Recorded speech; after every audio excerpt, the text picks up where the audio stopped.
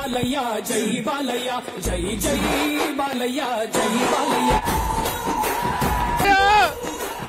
సమరసింహారెడ్డి నరసింహ నాయుడు మన లెజెండ్ స్వాగతం పలుకుదామా జై బాలయ్య జై బాలయ్య జై బాలయ్య జై బాలయ్య జై బాలయ్య జై బాలయ్య జై బాలయ్య సౌండ్ సరిపోవడం లేదు మన బాలయ్య గారికి స్వాగతం పలుకుదామా జై బాలయ్య జై బాలయ్య జై బాలయ్య జై బాలయ్య ముందరున్న జెండాలు కిందకి దించాలి వెనకాల లైవ్ ఉంది దించాలి ఆ పెద్ద జెండాలు దించాలి మరొకసారి స్వాగతం పలుకుదాం అన్నకే జై బాలయ్య జై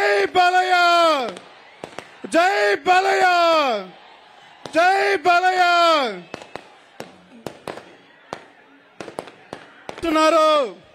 మన బాలయ్య బాబుకి మరోసారి స్వాగతం పలకాలి గట్టిగా జై బాలయ్య జై బాలయ్య సౌండ్ సరిపోలేదు జై బాలయ్య జై బాలయ్య జై బాలయ్య జై బాలయ్య జై బాలయ్య జై బాలయ్య జై బాలయ్య జై బాలయ్య సౌండ్ రావాలి ఇంకా పెంచాలి ఇంకా కాసేపట్లో మన ముందుకు వస్తున్నారు జై బాలయ్య జై బాలయ్య జై బాలయ్య జై బాలయ్య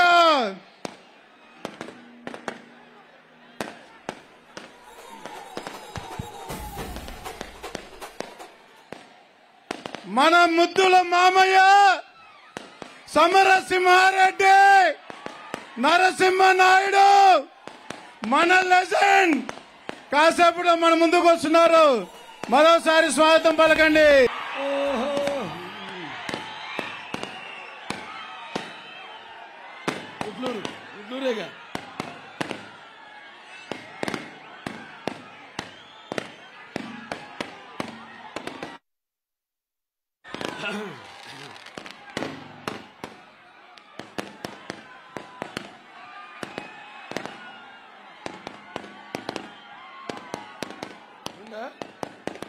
అవును రెండు శుభ సూచకం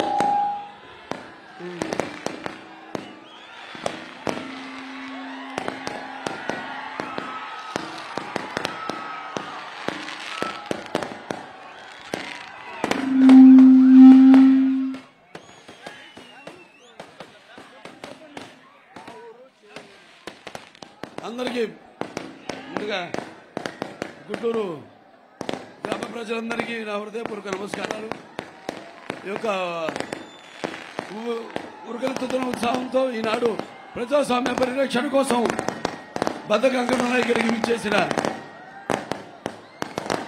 తెలుగుదేశం పార్టీ కార్యకర్తలకు నాయకులకు అలాగే జనసేన పార్టీ నాయకులకు కార్యకర్తలకు బీజేపీ పార్టీ నాయకులకు కార్యకర్తలకు అలాగే తెలుగుదేశం పార్టీకి ఎప్పుడు తమ దీవెనల్ని అందిస్తూ మీ యొక్క నీరాజనాలు అర్పిస్తున్న నా ఈ యొక్క కందుకూరు నియోజకవర్గపు ఆడపడుచులందరికీ అలాగే యువతరానికి ప్రతినిధులు నాయకులు భారతదేశపు మహాశక్తి అయిన యువకులందరికీ నా నమస్కారాలు తెలియజేసుకుంటున్నాను. మళ్ళీ ఇప్పుడు ఎన్నికలు జరగబోతున్నాయి 2024 ఎన్నికలు.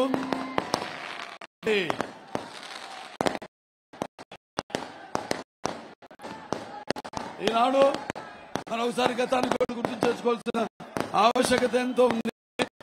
మరి ఆనాడు రామారావు గారు ఈనాడు మీ ముందు నాకు జన్మనిచ్చి నన్ను మీ అందరి గుండెల్లో ఆయన ప్రతిరూపంగా నిలిపేందుకు సార్వభౌముడు విశ్వానికి నటి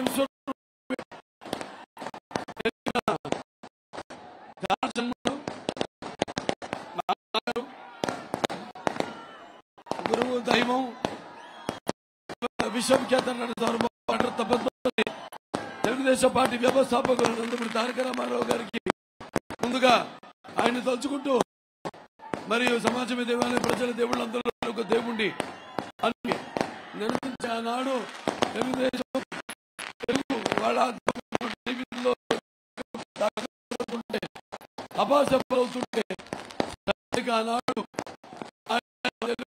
ఒక గుర్తు తేవాలని ఆనాడు తెలుగు స్థాపించడం జరిగింది. కేవలం నందమూరి తారక రామారావు గారు మాత్రమే నేను అనుకోను. ఎన్నంటే నటనాలయం ఆయన ఇల్లు ఒక నటనాలయం, ఒక నటరాజు చంద్రసింహుడు మండలంలోని తారక తొడుగుతారు. ఆనంటే రాజర్షి రాజు రాజకీయ దురంధర యుగంధరుడు రమ్య గమనీయ సౌమ్య గుణదాముడు. అందుకే మరి ఎన్టీఆర్ అంటే ఎవరు? ఎన్టీఆర్ అంటే ఒక విశ్వవిద్యాలయం.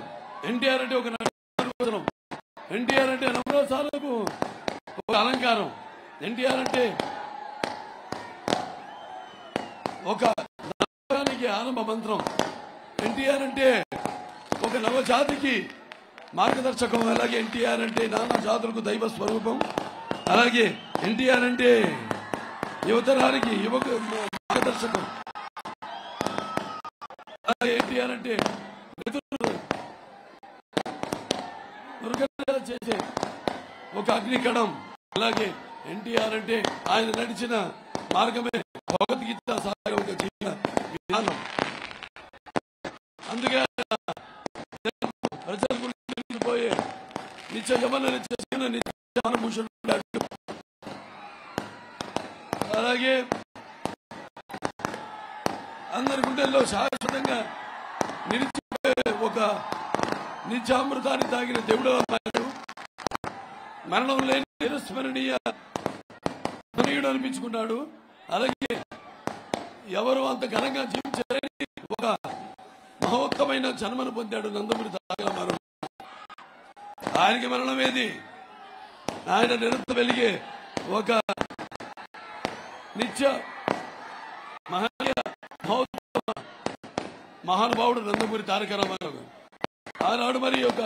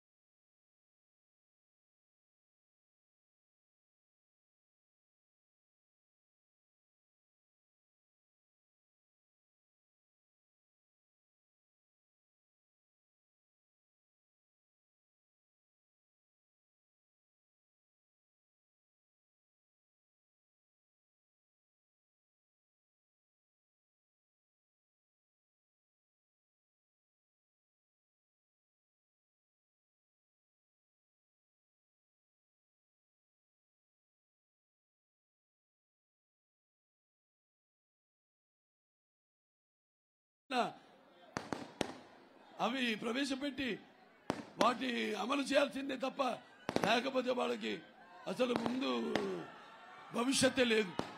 అది రామారావు గారు ఒక పొలిటికల్ హీరో. అలాగే అందుకే ఆయన పేదవాడు ఆకలి తెలిసిన అన్న ఆయనే. అలాగే జనం భవితకు భవిష్యత్తు ఇచ్చిన అమ్మ ఆయనే. అలాగే ఆయన గంటగా ఉన్న మహిళలకు ఆయన ఆర్థిక స్వాతంత్రం ఇచ్చిన అన్న కూడా ఆయనే. ఆనాడు ఎన్నో సంస్కరణలు, కనీస అవసరాలన్న కూడు గుడ్డ, అలాగే మహిళలు ముఖ్యంగా వాళ్ళకి ఆస్తిలో సమాన హక్కు, అలాగే 33% రిజర్వేషన్, అలాగే బీసీలకి ఒక 9% రిజర్వేషన్ మహిళలకి, అలాగే 30% రిజర్వేషన్ బీసీలకి అటు రాజకీయాల్లో, అలాగే ఇటు చదువుల్లో మహిళలకి మళ్ళీ 33 రిజర్వేషన్, అలాగే ఉద్యోగాల్లో రిజర్వేషన్, మళ్ళీ అలాగే మన ఎస్సీలు చూసుకుంటే వాళ్ళకు కూడా సమానమైన రిజర్వేషన్లు ఇచ్చి వాళ్ళని గౌరవించింది నందమూరి తారక రామారావు గారు. ఇంకా ఈ యొక్క గ్రామాల సర్వోన్నత ముఖ అభివృద్ధి కోసం ఆనాడు ఆయన ఈ యొక్క గ్రామీణ క్రాంతి పథకం పెట్టి మరి అన్ని విధాల గ్రామాలను అభ్యున్నతి చేయాలని, వాళ్లకు సకల సౌకర్యాలు మౌలిక సదుపాయాలు కల్పించాలని, అలాగే రైతుల కోసం ఈ సహకార సంఘాల ద్వారా ఆయన సింగిల్ విండో సిస్టమ్ అన్ని ఒకే చోట దొరికేలా ఆయన ఏర్పాటు చేయడం జరిగింది. ఇలాంటివి ఎన్నెన్నో కార్యక్రమాలు చేపట్టి ఆయనాడు మనందరి గుండెల్లో చిరస్థాయిగా మిగిలిపోయాడు ఆయన. ఆ తర్వాత ఆయన ఈ మండల వ్యవస్థను తీసుకొచ్చి ఈ యొక్క అధికారాన్ని ప్రజల వద్దకు పాలన తీసుకొచ్చిన మహానుభావుడు నందమూరి తారక రామారావు. ఇలాంటివి ఎన్నెన్నో కార్యక్రమాలు చేపట్టారు. మైనారిటీస్ కోసం ఎంతో చేశారు ఆయన. అలాగే ఆ తర్వాత ఆయన మానసపుత్రికైన ఈ యొక్క తెలుగుదేశం పార్టీని చంద్రబాబు నాయుడు గారు అదే క్రమశిక్షణతో పార్టీని ముందుకు నడుపుతున్నారు. తెలుగుదేశం పార్టీకి ఉన్న ఇంతమంది కార్యకర్తలు మరే ప్రపంచంలోనే ఏ పార్టీకి లేరు. అది అతిశయోక్తి కాదు, అందులో ఏ మాత్రం అనుమానం లేదు. పార్టీ అధికారంలో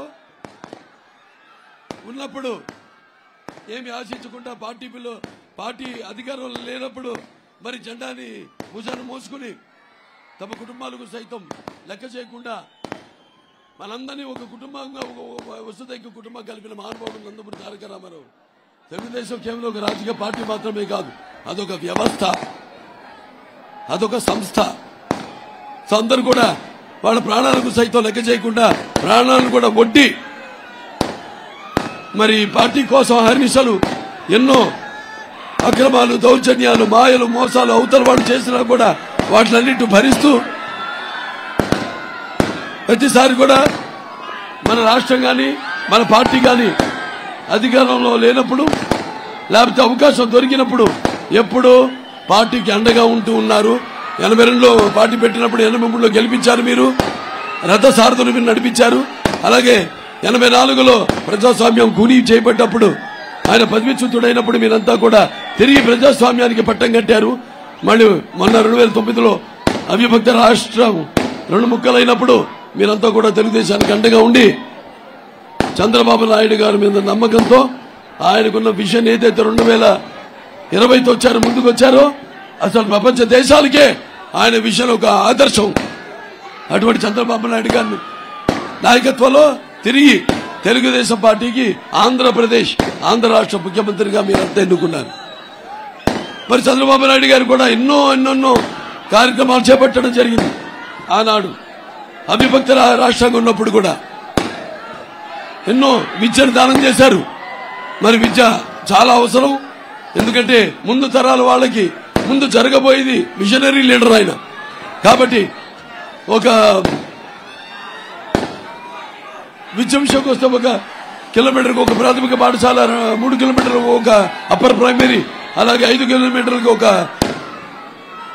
హై స్కూలు, అలాగే ఒక మండలానికి ఒక జూనియర్ కాలేజు, అలాగే ఒక డివిజన్కి ఒక ఇంజనీరింగ్ కాలేజు, అలాగే జిల్లాకు ఒక మెడికల్ కాలేజు, ఇలాంటివి ఎన్నెన్నో. అలాగే ఏదైతే రామారావు గారు క్యాపిటేషన్ ఫీజు రద్దు చేశారో దాన్ని కొనసాగిస్తూ డబ్బున్న వాళ్ళకి అందే ఒక ఉన్నతమైన విద్యను పేదవాడికి ముగ్గుడికి తీసుకొచ్చిన మహానుభావుడు చంద్రబాబు నాయుడు గారు. ఆనాడు నాన్నగారు కూడా ఎన్నో సంస్కరణలు తీసుకొచ్చారు. గురుకుల పాఠశాలలు అయితేనేమి, లేకపోతే ఈ యొక్క కేంద్ర విద్యాలయాలు అయితేనేమి, లేకపోతే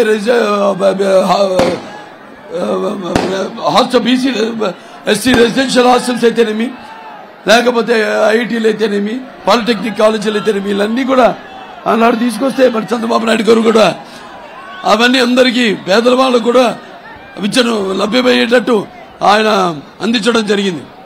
అలాగే అన్ని విధాలుగా మహిళలకు రిజర్వేషన్ పెంచడం జరిగింది 33%. అటు రాజకీయాల్లో అలాగే బీసీలకి 50% అక్కడ స్థానిక ఎన్నికల్లో, అలాగే మహిళలకు మళ్ళీ 33% ఉద్యోగాల్లో అయితేనేమి విద్యలో అయితేనేమి పెంచడం జరిగింది. అలాగే ఎస్సీలు ఉన్నారు, ఎస్సీలకు 14 నుంచి 16%, అలాగే మన ఎస్సీలకి 4 నుంచి 6% రిజర్వేషన్ పెంచడం, ఇలాంటివి ఎన్నెన్నో సంస్కరణలు చేసి ఎన్నో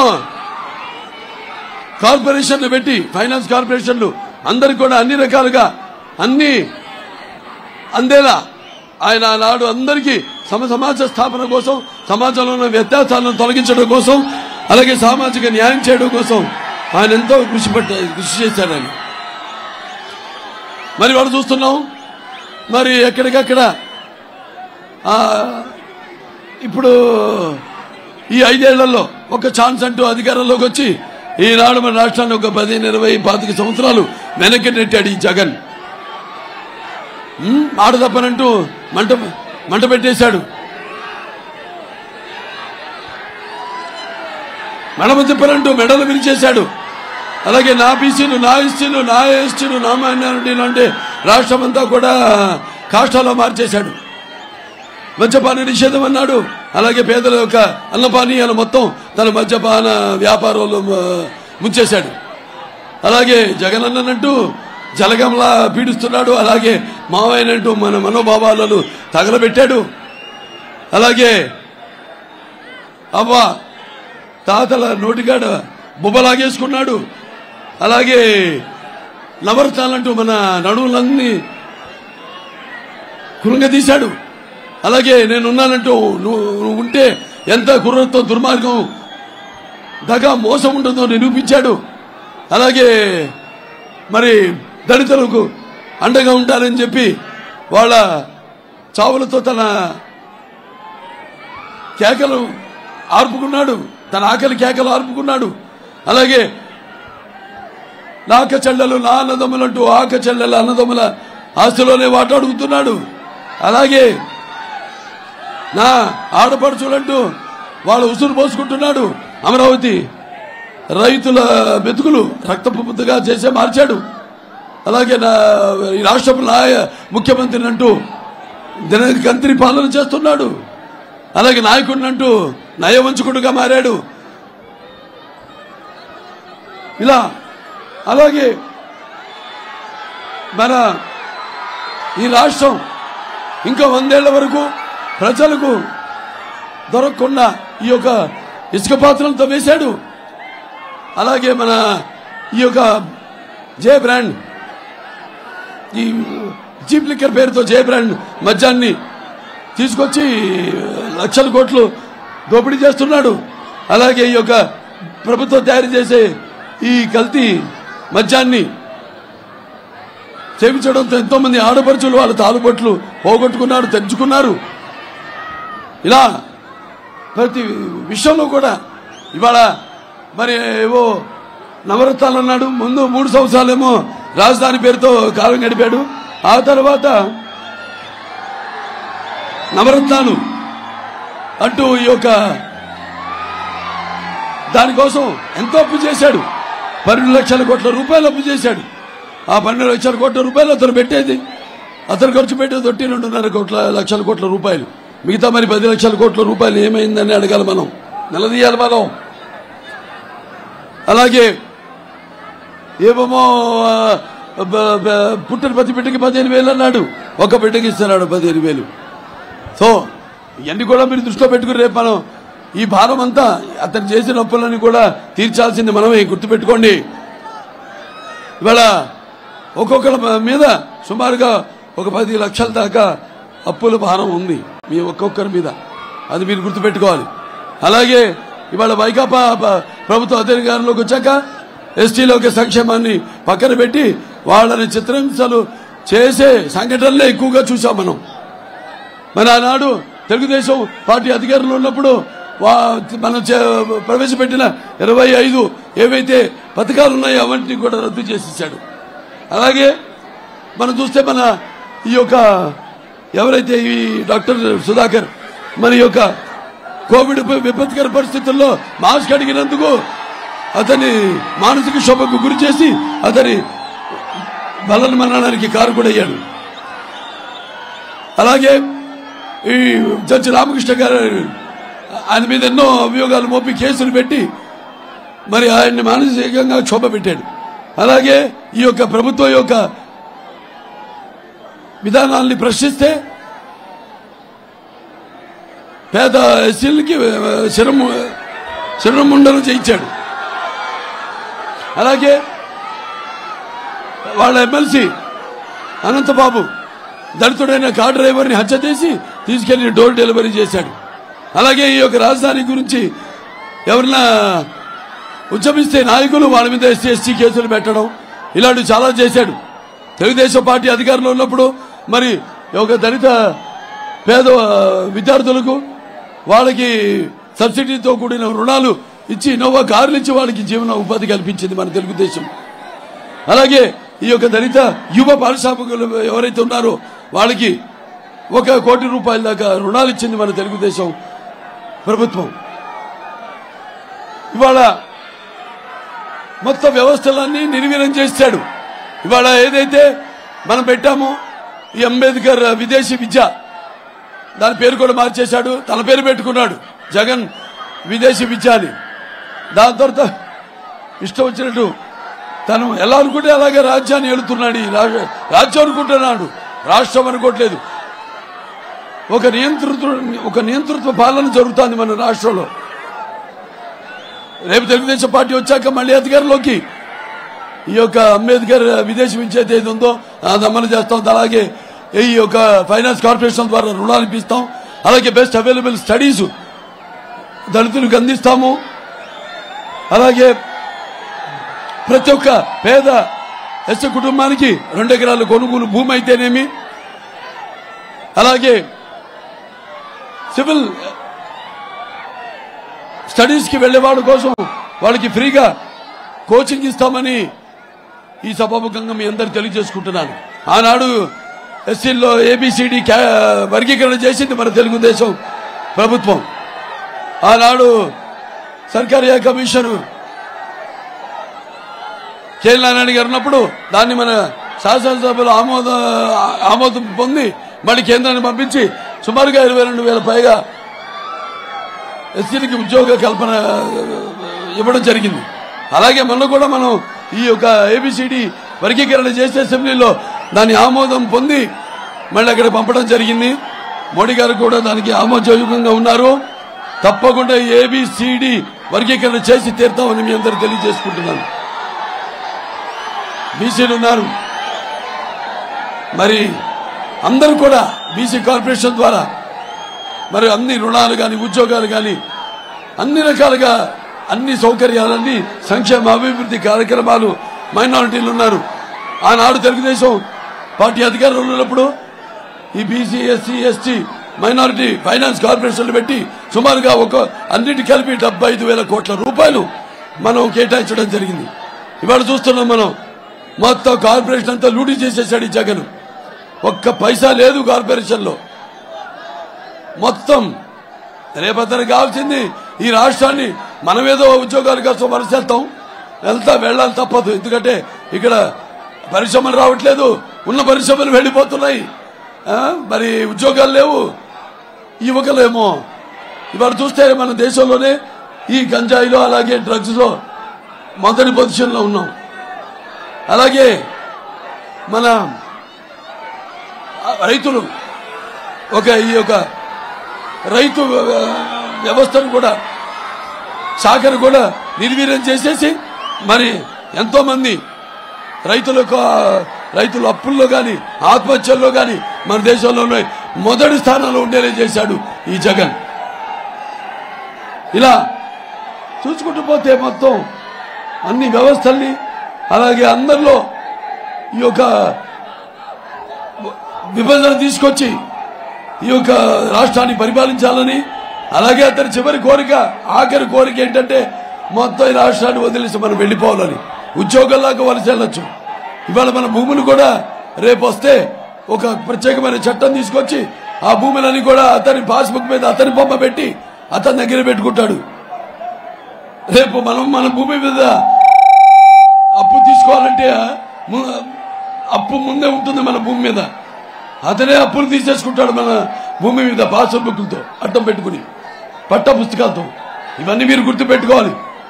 రేపు మనల్ని ఈ రాష్ట్రం వదిలేసి మనం వెళ్ళిపోవాలన్నదే. అలాగే టిడ్కో ఇల్లు గట్ట నిర్మించాం, మరి ఒక ఇల్లన్నా ఒక్కడికైనా పంచాడా అని అడుగుతున్నాను. సో మీరు తెలుసుకోవాల్సింది ఇక్కడ మనం ముఖ్యంగా ఇలాగే ఇక్కడ చూసాం మనం ఈ ఇండో సోలార్ ప్లాంట్, దానికి ఎంత సుమారుగా 8,000 ఎకరాలు. మరి అదే ఒక 10 మందికి ఇచ్చుంటే సో మరి ఇంకా ఎక్కువ మందికి ఉద్యోగాలు వచ్చుండేవి. చౌక ధరకి అతి తక్కువ ధరకి విక్రయించి రైతుల దగ్గర నుంచి భూమిని ఒక్క ధరకే ఇచ్చేసి మరి దాంట్లో కాంట్రాక్టర్ ఏమో వీళ్ళ మన కాదు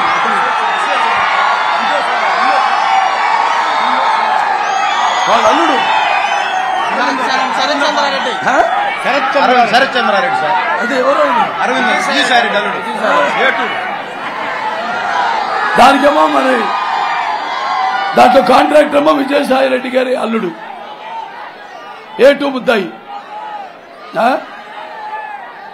మరి ఇక్కడేమో ఈరోజు ఇక్కడ స్థానికంగా ఇంతకుముందు ఎమ్మెల్యేని తీసేసి మరి ఇంకో ఎమ్మెల్యేని తీసుకొచ్చారు పక్కన నియోజకవర్గం కనిగిరి నుంచి యాదవ్. మరి వాళ్ళ అక్కడ నియోజకవర్గంకి వెళ్ళి అడిగితే చెప్తారు ఆయన గురించి. మరి ఎక్కడ ఆయన చేసిన అరాచకాల గురించి, ఎక్కడ మట్టి తవ్వినా లేకపోతే ఎక్కడ ఇసుక తవ్వినా ఆయన పేరు చెప్తారు. అలాగే మరి ఆయన ఈ యొక్క ఇసుక తెరిమి గ్రానైట్ తెరిమి ఆ తరలించడం దానివల్ల రోడ్లన్నీ కూడా గుంతలమై అవ్వడం అక్కడ అయిపోయింది. ఎలాగైతే మన రాజధాని మన అమరావతి కోసం అనుకుంటున్నామో, ఎలాగైతే మన 5 కోట్ల ఆంధ్రుల కళల రాజధాని మన అమరావతిని నిర్వీర్యం చేసి అక్కడ వైజాగ్ ఎంతో ప్రశాంతంగా ఉన్న ప్రాంతాన్ని మొత్తం వీళ్ళు అల్లర్లు సృష్టించేసి అక్కడ మన రుషికొండని తవ్వి వాళ్ళ ఖండకావరం ఏంటో ప్రదర్శించారు. ఇవాళ మరి ఇక్కడ చూస్తే అన్ని రకాలుగా ఈ యొక్క ప్రాంతాన్ని వైజాగ్ ని మింగేశారు మొత్తం. ఇప్పుడు ఇక్కడ పడ్డారు, నెల్లూరు జిల్లా మీద పడ్డారు. ఇప్పుడు కాకపోతే మీరు నిర్ణయించుకోవాల్సింది ఒకటే, మీకు అభివృద్ధి కావాలా, అరాచకం కావాలా, లేకపోతే మీకు సంక్షేమం కావాలా, మీకు విధ్వంసం కావాలా, మీకు ఓకే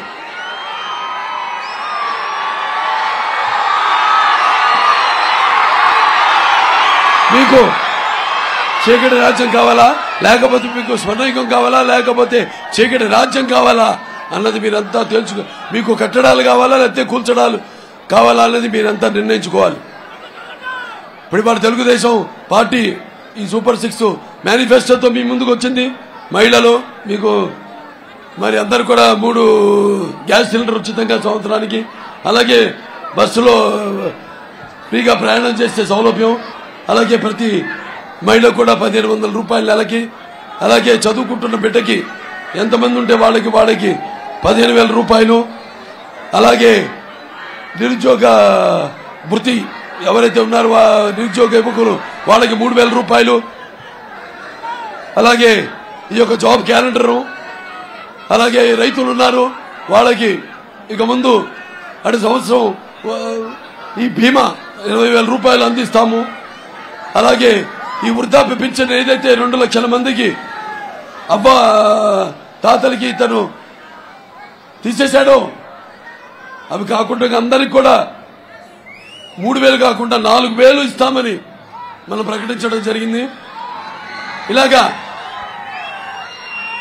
ఇవన్నీ కూడా మీరు దృష్టిలో పెట్టుకుని ఇక మనం ఈ యొక్క ఏదైతే ఇక్కడ ఇంకోటి మనం హార్టికల్చర్ యూనివర్సిటీ కూడా మనం ఇక్కడ స్థాపించడం జరిగింది. కాకపోతే దానికి మీ వచ్చిన ప్రభుత్వం ఏం బిల్డింగ్లు ఏమి కట్టలేదు ఇంతవరకు. బయట బిల్డింగుల్లో పాఠాలు నడుపుతున్నారు. అలాగే మన రిజర్వాయర్ అక్కడి నుంచి అక్కడి నుంచి సోమశీల అక్కడి నుంచి మనకి రావాల్సింది ఒక 1.5 TMC నీళ్లు ఎడమ కాలువ. ఆ పనులు కూడా వాళ్ళు పూర్తి చేయలేదు ఆనాడు. మనం దానివల్ల ఎన్నో 2-3 మండలాలకి మనం సాగునీరు ఇవ్వడానికి అవకాశం ఉంటుంది. దాని గురించి పట్టించుకునే పాపానికి పోలేదు.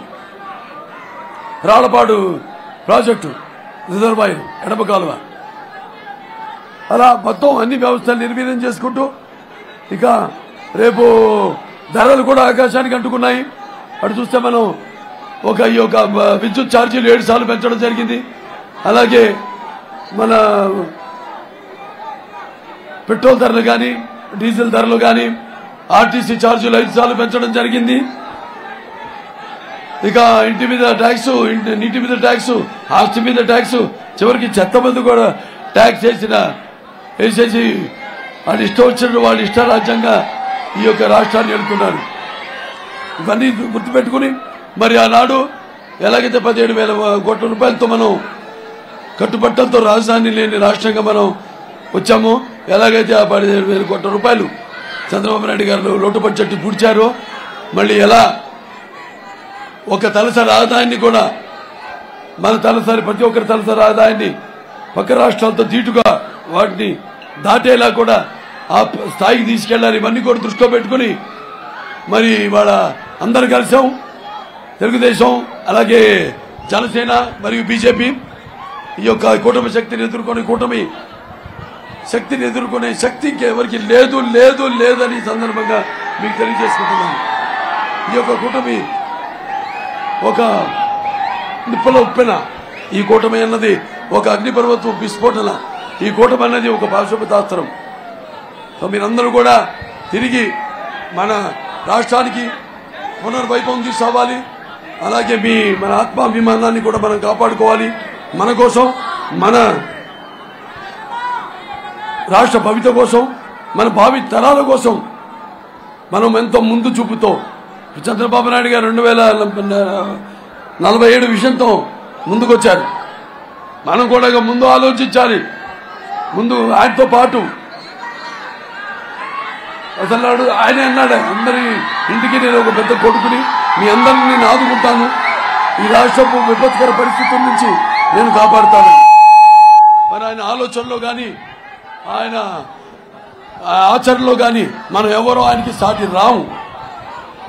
కాబట్టి మీరందరూ కూడా దృష్టిలో పెట్టుకుని మనం ఇంతకుముందు మనకున్న ఘన చరిత్రను తిరిగి రాసేలా, అలాగే మన ప్రపంచ పటాలలో సువర్ణాక్షరాలతో మన పేర్లు లిఖించబడేలా మీరు రేపు తీర్పు ఇవ్వాలని, అలాగే ఈ యొక్క ప్రజాస్వామ్యంలో ఈనాడు ఉన్న ఆయుధం ఓటు, ఆ ఓటుని సద్వినియోగపరుచుకుని మన ఉద్దేశాలను ప్రతిబింబింపజేసే, మన ప్రజాస్వామ్యాన్ని పరిరక్షించే ప్రతినిధులను ఎన్నుకోవాల్సిన, అలాగే సమాజ స్థాపన కోసం, మన సమాజంలో ఉన్న వ్యత్యాసాలను తొలగించడం కోసం, సామాజిక న్యాయం అందరికీ అందడం కోసం ఉపయోగించవలసిన పరమ పవిత్రమైన సాధనము ఓటు.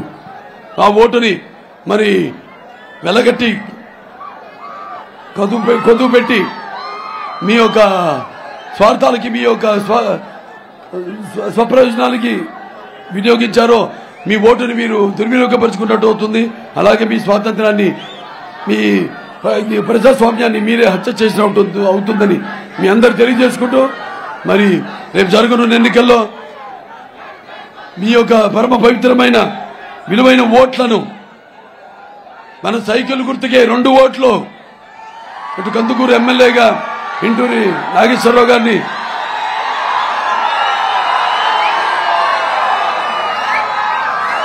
అలాగే మన తెలుగుదేశం పార్టీ